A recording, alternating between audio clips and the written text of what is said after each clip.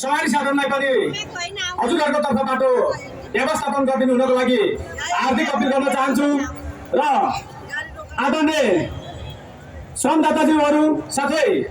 माटो प्रेमी दाजुभाइ तथा दिदीबहिनीहरूलाई हाम्रो सवारी साधन आज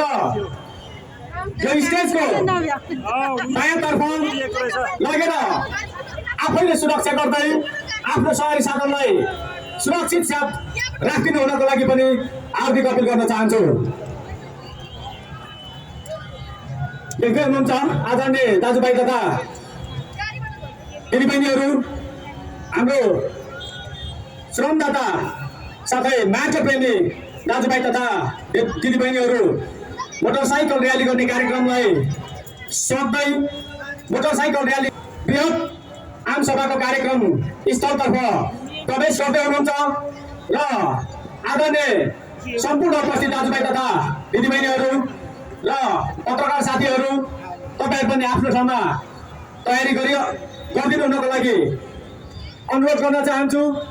त्यसैगरी सम्पूर्ण उपस्थित दाजुभाइ तथा दिदीबहिनीहरू, आजको यस कार्यक्रम स्थल सानो भएको कारण हामी हजारौंको संख्यामा माटो प्रेमी दाजुभाइ तथा दिदीबहिनीहरूको आगमन तथा उपस्थित भइरहेको छ र आदरणीय दाजुभाइहरू, हामी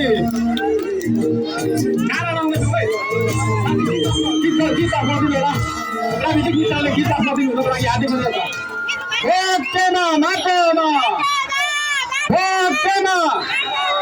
श्रम संस्कृति पार्टी जिन्दाबाद, श्रम संस्कृति पार्टी जिन्दाबाद, हरका सन्तान जिन्दाबाद, भोट केमा माटोमा, भोट केमा माटोमा, हरका सन्तान जिन्दाबाद, श्रम संस्कृति पार्टी जिन्दाबाद, श्रम संस्कृति पार्टी जिन्दाबाद।